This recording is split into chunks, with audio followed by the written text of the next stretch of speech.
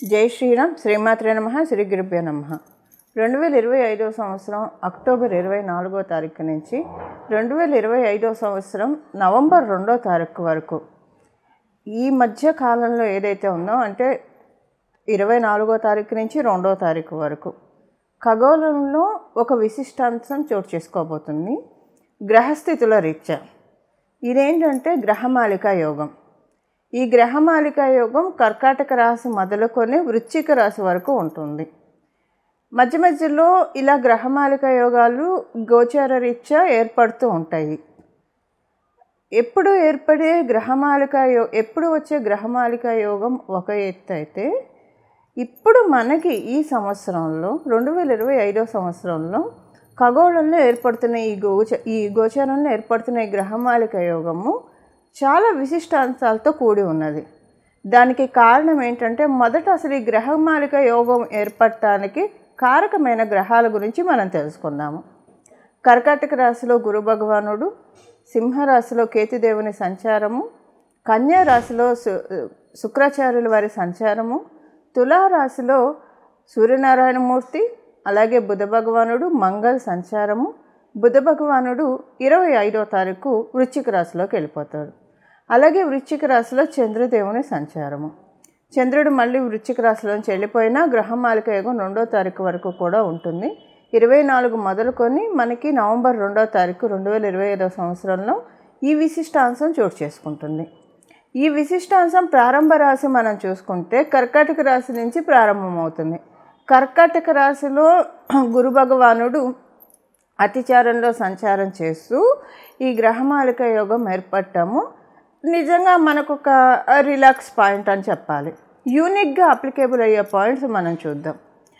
ఇప్పుడు మనం చూస్తున్నాము, ఇప్పుడున్న పరిస్థితుల రీత్యా, మార్కెట్ కండిషన్స్ రీత్యా చాలామందికి లే ఆఫ్స్ ఇలా అవుతూ ఇబ్బంది పడుతూ ఉన్నారు. కొంతమందికి అసలు వాళ్ళ ఉద్యోగాలు ఉంటాయో లేదో అన్న అన్సర్టనిటీతోటి బాధపడుతూ ఉన్నారు. ఇలా బాధపడే వాళ్ళకి అదే కాదు, మామూలుగా కూడా వృత్తిరీత్యా ఎదుగుదల లేదు, ఎదుగు బొదుగు లేని జీవితం అవుతుంది అన్న బాధపడే వాళ్ళందరికీ కూడా ఒక వరాల జల్లుని, అంటే ఒక చిన్న ఇంటర్వెల్, ఒక చిన్న బ్రేక్ ఇవ్వడానికి ఈ గ్రహమాలిక యోగము గోచారంలో భగవంతుడు కలగజేస్తూ ఉన్నాడు. ఇప్పుడు ఎవరెవరైతే ఈ కండిషన్స్లో ఇబ్బంది పడుతూ ఉన్నారో వాళ్ళందరికీ ముందు ఒక ఊపిరి తీసుకునే సమయం దొరుకుతుంది. అంటే అన్కండిషనల్ సిచ్యువేషన్స్ అన్నీ కూడా ముందు స్తబ్దుగా అయిపోతాయి, ఫ్రీజ్ అయిపోతాయి. అది ఫ్రీజ్ అయిపోయి ఇప్పటికైతే ఇబ్బంది లేకుండా కాపాడుతుంది. ఇప్పటికంటే నా ఉద్దేశం ఇక్కడి నుంచి ఒక 8 నెలల వరకు మనం తెలుసుకునే ఇప్పుడు మనం తెలుసుకునేది ఇది షార్టర్ పీరియడ్ ఆఫ్ టైం అయినా దీని ఇంపాక్ట్ ఒక 1 year వరకు ఉండొచ్చు కాక, లేదా 8 నెలల వరకు అయినా సరే కనీసం ఉంటుంది. సో ఈలోగా ఉద్యోగస్తులు మీరు అప్గ్రేడ్ చేసుకోవడానికి, ఏమన్నా కోర్సులు నేర్చుకోవడానికి ముందు అసలు మనకు ఒక టైం ఇవ్వాలి కదా. ఇప్పుడు ఎవరైనా ఒక ఆఫీస్కి ఇన్విజిలేషన్కో ఇన్స్పెక్షన్కో వస్తున్నారు అనుకోండి, ఉదాహరణకి ఎంత సిన్సియర్గా చేసుకునే వాళ్ళైనా సరే వర్క్ ఒకసారి అన్ని క్రాస్ చెక్ చేసుకోవడానికి టైం కావాలి కదా. ఇప్పుడు ఉదయం 10ంటికి చెప్పి 12ంటికల్లా వస్తున్నాం అంటే అవన్నీ క్రాస్ చెక్ చేసుకోవడానికి టైం ఉండకపోవచ్చు. అదే ఒక 10 రోజులు లేదా ఒక 4 రోజులు ముందు ఈ టైంలో ఫలాని డేట్లో ఫలాని టైంలో వస్తున్నారని తెలిస్తే నింపాదిగా అన్నీ కూడా క్రాస్ చెక్ చేసుకొని రికార్డ్స్ అన్నీ పర్ఫెక్ట్గా ఉన్నాయా లేదా అని చూసుకుంటారు కదా. ఇప్పుడు అలాంటి సమయము అందరికీ వస్తుంది. ఇది ప్రతి ఒక్కళ్ళకి అప్లికేబిలిటీ ఉంటుంది. మీరు వృత్తిరీత్యా, నేను చెప్పాను వృత్తిరీత్యా అనే కాదు, మామూలుగా కూడా నిత్య దైనందిన జీవితంలో ఏవైనా అరే ఏంటి సమస్యల వలయంలో కూరుకుపోతున్నాం, ఒక్కసారి ఎందుకు ఇలా అయిపోతుంది, జీవితంలో ఎన్నడూ ఇలాంటివి చూడలేదు, అంటే సమస్యల సుడిగుండం లాగా అయిపోతుంది ఇలా అనుకుంటున్న వాళ్ళకి కూడా ఇది డెఫినెట్గా ఒక రిలాక్సింగ్ పాయింట్. ఒక ముందు ఏంటంటే మీరు ఏ విషయాల వల్ల ఇబ్బంది పడుతున్నారో వాటి నుంచి ఫస్ట్ ఫ్రీ చేస్తారు, అంటే స్తబ్దు అయిపోతారు. ఉదాహరణకి మీకు అర్థమయ్యేది చెప్పాలంటే, ఎవరికన్నా బాగా అప్పులు ఉన్నాయి అనుకోండి, అప్పుల వాళ్ళ ప్రెషర్ ఎక్కువైపోతూ ఉంది, అరే భగవంతుడు తట్టుకోలేకపోతున్నా అంటే ఇప్పుడు ఉండైతే ఎవరు దాచిపెట్టుకోరు, ఇచ్చేస్తారు, లేక ఇవ్వరు కదా. అప్పుడు అలా మీరు బాధపడుతూ ఉంటే కనుక ముందు వాళ్ళు అడగడం ఆపేస్తారు. మేబీ అంటే టైం ఇస్తారు, వాళ్ళు కూడా మీకు టైం ఇస్తారు. ఇన్ని మంత్స్కి గడువు ఇస్తున్నాం, ఈలోగా మాకు తీర్చేయండి. ముందు ఏంటంటే మీకు ఊపిరి పీల్చుకోవడానికి సమయం ఇస్తారు. అది ఆగిపోతుందని అయితే చెప్పను, కాస్త ఊపిరి పీల్చుకొని ఈలోగా మీకు సమకూర్చుకోవడానికి కాస్త టైం అయితే గడువు అయితే ఇస్తారు. ఇది అంటే సమస్యలు, ఏ రకమైన సమస్యలు మీకు అర్థం కావడానికి ఇది చెప్పాను. రకరకాల సమస్యల ఊబిలో అసలు ఈ భూలోకంలో పుట్టామంటేనే కర్మఫలం అనుభవించడానికే పుడతాం మనం. పాపకర్మ కావచ్చు, శుభ ఫలం కావచ్చు. అందువల్ల దేనివల్ల అయితే బాధపడుతూ ఉన్నారో వాటన్నిటి నుంచి గోచారంలో ఉన్నది ప్రతి ఒక్కరికి అప్లికేబిలిటీ ఉంటుంది.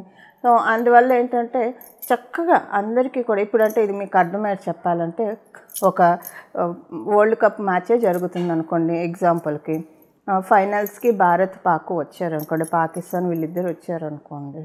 ఇండియా గెలిస్తే దేశం మొత్తం ఎలాగైతే సంబరాలు జరుపుకుంటుందో, సెలబ్రేషన్ చేసుకుంటుందో, అలాగా ఇప్పుడు అందరికీ కూడా ఏదో ఒక శుభం జరుగుతుంది, మంచి జరుగుతుంది. ఆశాజనకమైన పీరియడ్ ప్రతి ఒక్కళ్ళకి ప్రతి ఒక్కళ్ళకి అంటే ఎవరి లెవెల్లో ఎవరి స్థాయిని అనుసరించి వాళ్ళకి ఈ రిజల్ట్స్ అప్లికేబిలిటీ ఉంటుంది. సపోజ్ ఇప్పుడు ఒక మామూలుగా సాధారణ ఉద్యోగం చేసుకునే వాళ్ళకి తగ్గట్టు వాళ్ళు కాకపోతే వాళ్ళ కళ్ళల్లో ఆనందం వచ్చేంత మంచి జరుగుతుంది. ఇదే ప్రస్తుతం ఉన్న గ్రహస్థితులు. భగవంతుడు మానవులు ఇంత కష్టపడుతూ ఉన్నారు, వీళ్ళందరూ నా బిడ్డలు. అప్పుడప్పుడు భగవంతుడు మనకి ఇలా వరాన్ని అంటే గ్రహదేవతని మరీ అంత పీడించవాకుండా వాళ్ళు నా బిడ్డలు, వీళ్ళని కాస్త కరుణించండి, కాస్త వీళ్ళని కాపాడండి అని అప్పుడప్పుడు ఆర్డర్స్ పాస్ చేస్తూ ఉంటారు. అలా ఆర్డర్స్ పాస్ చేసే సమయమే ఇది. ఎందుకు అంత బలంగా చెప్తున్నానంటే, ఇది కర్కాటక రాశిలో గురు భగవానుడు అతిచారంలో ఉంటూ ఏర్పడుతున్న శుభ సందర్భం. సో ఇది మనందరికీ కూడా ఒక ఆశాజనకమైన పీరియడ్గా మారబోతుంది. ఇప్పుడు మనం విడివిడిగా ఏ రాశుల వాళ్ళకి ఎలాంటి బెనిఫిట్స్ ఉంటాయి ఇప్పుడు యూనిక్గా తెలుసుకున్నాం. బట్ మళ్ళీ ఎవరి రాశి వాళ్ళకి బెనిఫిట్స్ ఉంటాయి కదా, అవి మనం ఇప్పుడు చూద్దాము. టూకీగా చాలా క్లుప్తంగా ఒక 2-3 పాయింట్స్లో చెప్పి ముగించేస్తాను ప్రతి రాశి వాళ్ళకి. అలాగే ఏం పరిహారం చేసుకోవాలి. ఇప్పుడు మీ జన్మజాతకం బలంగా ఉంటే ఇది అసలు మీకు టర్న్స్ బాగా వస్తుంది, ఈ ఫలితాలు మీరు ఎక్కువగా చూస్తారు. అంటే ఇప్పుడు అనుకుంటాం కదా, వీళ్ళకి ఈ పీరియడ్ నుంచి బాగా టర్న్ అయిపోయిందని మనం మన సర్కిల్లో అనుకుంటూ ఉంటాం కదా, అలా ఉంటుంది. సో ఇది పెళ్ళి అవ్వక బాధపడుతున్న వాళ్ళు, ఏ రకమైన సమస్య అయినా సరేనండి, మీకు జడంగా పట్టి వేధిస్తున్న సమస్యలు భగవంతుడు ఫ్రీ చేస్తున్నాడు. సపోజ్ ఉదాహరణకి పెళ్ళవక బాధపడుతున్నాం అనుకోండి, మంచి సంబంధం వస్తుంది, కుదురుతుంది, ఆటోమేటిక్గా అయిపోతుంది. అసలు ఇన్నాళ్ళు అవ్వలేదు అనుకున్నంతసేపు పట్టలేదు, భగవంతుడి దయ వల్ల నిమిషాల్లో చేసాం. ఎప్పుడు చూసామో తెలియదు, ఈ సంబంధం ఎప్పుడు కుదిరిందో తెలియదు, ఎప్పుడు లగ్గాలు పెట్టుకున్నామో తెలియదు, ఎప్పుడు అయిపోయిందో తెలియదు. అంతా ఒక మాయలాగా అయిపోతుంది. ఈ మాయను కలిగించేదే విష్ణుమూర్తి, అమ్మవారు, పరమశివుడు మనందరికీ బ్లెస్సింగ్స్ని ఇస్తూ ఉన్నారు. నేను చివరిలో రెమెడీ చెప్తాను. ఈ రెమెడీ ఎందుకంటే, పరిహారం ఎందుకంటే, మీ జన్మజాతకం చాలా బాగా ఉంటే ఇది అసలు చాలా మంచి ఇంపాక్ట్ మీకు చూపిస్తుంది. మీ జన్మజాతకం యావరేజ్గా ఉందనుకోండి, అప్పుడు కూడా మంచి ఇంపాక్ట్ చూపిస్తుంది. మీ జన్మజాతకం అందుకోలేని, ఇప్పుడు అంటారు కదా కాల్షియం డెఫిషియన్సీ ఏదైనా ఉంటే టాబ్లెట్స్ తీసుకుంటే శరీరం దాన్ని పీల్చుకోవాలి, అంటే దాన్ని తీసుకోగలగాలని, తీసుకుంటేనే మనకు అది పనిచేస్తుంది, ఏ విటమిన్స్ టాబ్లెట్స్ అయినా. అలా మన ఎవరిదైనా జన్మజాతకం బాగా వీక్గా ఉంటే అది తీసుకునే లెవెల్లో ఉండడానికే ఈ పరిహారం. సపోజ్ ఇప్పుడు ఏమైనా టాబ్లెట్స్ రాసి ఇచ్చినప్పుడు గ్యాస్ రాకుండా కూడా ఒక టాబ్లెట్ ఇస్తారు కదా, ర్యాంటాక్ లాంటివి ఇస్తారు కదా. సో ఎందుకంటే మళ్ళీ ప్రాబ్లమ్స్ రాకుండా.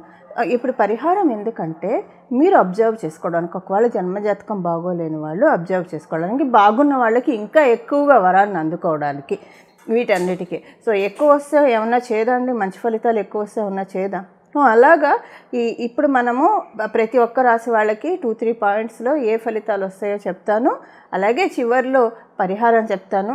మీరు ఇప్పటివరకు ఏ పరిహారం చేసుకోకపోయినా ఇప్పుడు మటుకు ఈ పరిహారం చేసుకునే తీరండి, అస్సలు విడిచిపెట్టకండి. ఖచ్చితంగా చేసుకోవాల్సిన పరిహారం ఇది. అప్పుడు మన అందరికీ కూడా సన్మంగళాలు జరుగుతాయి. సరేనండి. ఇప్పుడు మనము ఒక్కొక్క రాశి వాళ్ళకి ఎలాంటి ఫలితాలు ఉంటాయో చూద్దాం. కన్యారాశి కన్యా లగ్నంలో పుట్టిన వాళ్ళకి మీకు సూపర్బ్ ఉందండి. ఎందుకంటే లాభస్థానం నుంచి ప్రారంభమవుతున్నది, లాభస్థానం నుంచి ప్రారంభమయ్యేది మీకు తృతీయ స్థానం వరకు కూడా ఇది ఉంది.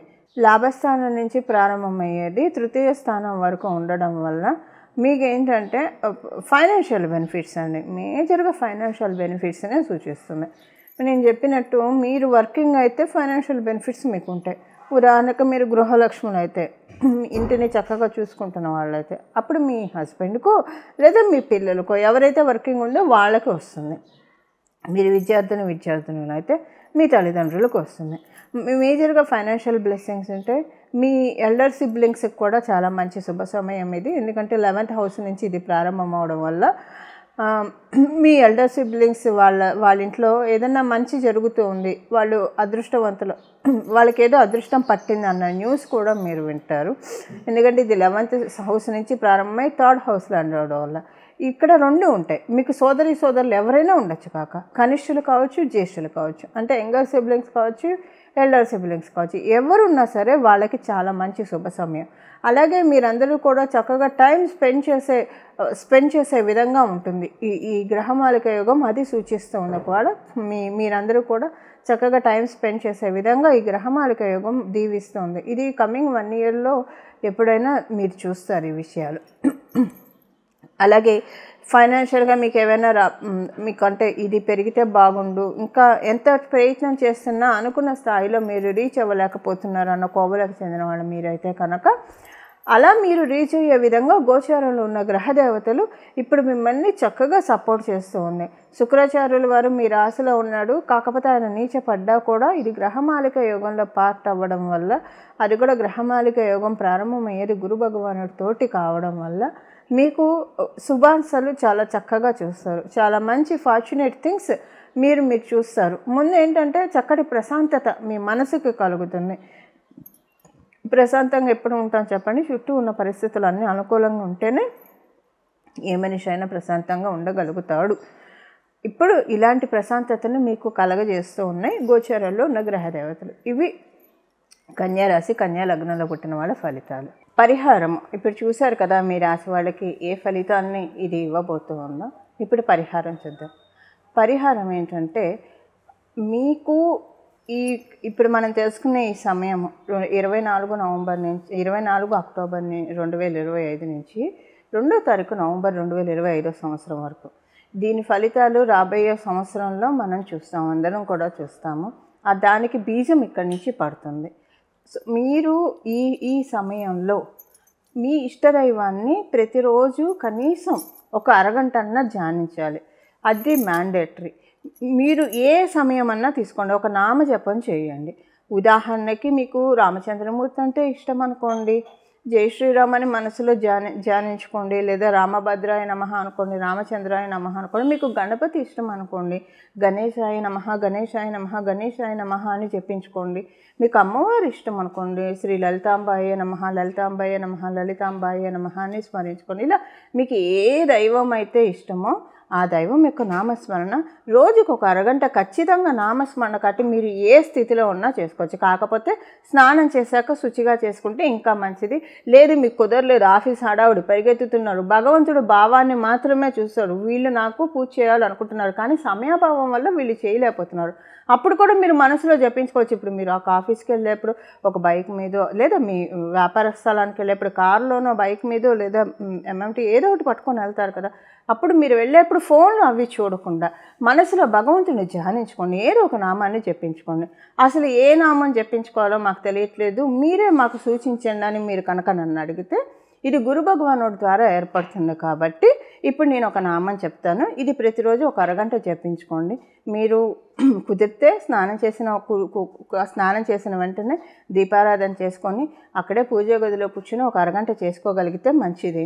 ఒకవేళ అలా చేసుకోలేకపోయారు సమయాభావం వల్ల, అప్పుడు కూడా విడిచిపెట్టకుండా ఏ సమయం కుదిరితే ఆ సమయం భగవద్ పూజకి సర్వకాల సర్వావస్థలు అందు కూడా మనం భగవంతుని పూజించవచ్చు. మనకి గీతాచార్యుల వారు కూడా చెప్పింది అదే. ఈ సమయంలోనే ఆయన్ని పట్టుకోవాలి, ఈ సమయంలోనే అలా పూజించాలి, ఇలా హార్డ్ అండ్ ఫాస్ట్ రూల్స్ ఏం లేవు మనకి భగవంతుడి విషయంలో. ఏ సమయంలో అయినా విడిచిపెట్టకుండా చేసుకోండి. ఇప్పుడు మనం చేసుకోవాల్సిన నామము, అందరూ ఒకవేళ మీ ఇష్టదైవాన్ని స్మరించుకుంటూ ఈ నామం జపించవచ్చు, లేదా మీ ఇష్టం ఈ నామాన్ని జపించవచ్చు. చాయిస్ మీకే వదిలేస్తున్నాను. ఇప్పుడు నామం వచ్చేసి శ్రీ గురు దక్షిణామూర్తయే నమః, శ్రీ గురు దక్షిణామూర్తయే నమః, శ్రీ గురు దక్షిణామూర్తయే నమః. అత్యద్భుతమైన నామరాజ్యం ఇది. గురు భగవానుడు కలిగిస్తూ ఉన్నాడు ఈ యోగాన్ని. ఈ నామంతో కనుక ప్రతిరోజు అసలు ఇది మీరు ఇక్కడి నుంచి 24వ తారీఖు మొదలు పెట్టుకొని ప్రతిరోజు కనీసం 24 నుంచి 2వ తారీఖు వరకు అరగంట చేసుకున్నా కనీసం రోజు కూడా మీరు ఒక 10 నిమిషాలు మనం కేటాయించలేమో భగవంతుడికి చేసుకుంటే చాలా మంచిది. ఎంత అద్భుతమైన నామం అంటే ఇది. ఇంకా మనలో ఉన్న అవిద్యని, మనలో ఉన్న అజ్ఞానాన్ని అన్నీ తొలగించేస్తారు. అజ్ఞానం వల్లే మనం ఏ తప్పు చేసినా, ఏ దోషాలు చేసినా దానివల్లే ఇబ్బంది పడతాము. సో మనము ఏ పని చేస్తే మనకి ఇబ్బంది కలుగుతుందో అలాంటి వేలోకి మనల్ని వెళ్ళనీయకుండా, అలాంటి పనులు మనల్ని చేయనీయకుండా పట్టి కాపాడేస్తాడు ఆయన. అసలు నన్ను నమ్మండి, నన్ను కాదు భగవంతుని నమ్మండి, ఇది ఆయన పట్టి కాపాడేస్తాడంటే నమ్మండి. అసలు మనకి ఇబ్బందులు రాకుండా ఆయన కాపాడుతాడు. ఇది చాలా బ్యూటిఫుల్ పీరియడ్ అండి, మిస్ చేసుకోకండి. మళ్ళీ మనకి గురు భగవానుడు మళ్ళీ మిథున రాశిలో ఉండి ఈ అతిచారం విశిష్టమైంది. ఈ అతిచారంలో ఈ గ్రహమాలిక యోగం ఇంకా విశిష్టాంశమైంది. ఇది మనం చాలా ప్రాపర్గా ఒక రకంగా చెప్పాలంటే భక్తి శ్రద్ధలతోటి, వినయ విధేయతలతోటి మనం సద్వినియోగం చేసుకోవాలి. ఈ పీరియడ్లో అనవసరంగా వాటికి వీటికి టైం కేటాయించకండి. మీకు ఏవైతే ప్రొడక్టివ్ వర్క్స్ ఉంటాయో, ఏవైతే మనకి ఇది ఇస్తుందో, సుఖంగా నిద్రపోవడానికి అవకాశాన్ని ఇస్తుందో వాటి వరకే మన ఫోకస్ పెట్టి రిమైనింగ్ టైం అంతా అని మన ఫ్యామిలీ రెస్పాన్సిబిలిటీ చూసుకుంటూ రిమైనింగ్ టైం అంతా కూడా అవి చేసుకుంటూ రిమైనింగ్ టైం అంతా కూడా దక్షిణామూర్తి స్వామి వారి పాదాన్ని ధ్యానించండి. అల్టిమేట్ రిజల్ట్స్ చూస్తారు. ఇది భగవంతుడి యొక్క కృపా కటాక్షం మనందరి మీద. ఒక్కసారి భగవంతుడు అమృతపు జల్లు మనందరి మీద కురిపిస్తున్నాడు. దాన్ని మన ఇంట్లో కూర్చుంటే ఎలా వస్తుంది? మనం ఓపెన్ టు స్కైకి వెళ్ళిపోవాలి కదా, ఓపెన్ ప్లేస్కి వెళ్తేనే కదా అది మనకు వచ్చేది. అలా వెళ్ళేట్టు భగవంతుడు మనల్ని కరుణిస్తాడు. దీనికోసమే ఏ భగవంతుడిని పట్టుకున్నా దీనికోసమే. సో ఇలా మనమందరం కూడా కాలాన్ని సద్వినియోగం చేసుకుంటూ, కాలాన్ని ప్రొడక్టివ్ వర్క్స్ మాత్రమే వాడుతూ మన జీవన అంటే ప్రొడక్టివ్ వర్క్స్ దేనికైతే మనకు దేని మీద ఫోకస్ పెడితే మన ఫ్యూచర్, మన గ్రోత్, మన ఫ్యామిలీ బాగుంటుందో వాటి మీద మనం కాన్సన్ట్రేట్ చేసుకుంటూ మన జీవితాన్ని సఫలీకృతం చేసుకోవడానికి చక్కటి సదావకాశాన్ని అవ్యాజ కరుణామూర్తి అయిన సకల దేవతలు మనకి కురిపిస్తూ ఉన్నారు. దీన్ని మనందరం సద్వినియోగం చేసుకోవాలని, తద్వారా భగవంతుడి ఆశీస్సుని పరిపూర్తిగా తీసుకోవాలని చెప్పి నేను కూడా మనందరి తరఫున మనస్ఫూర్తిగా భగవంతుడిని ప్రార్థిస్తూ మంగళం. నమో భగవతే వాసుదేవాయ.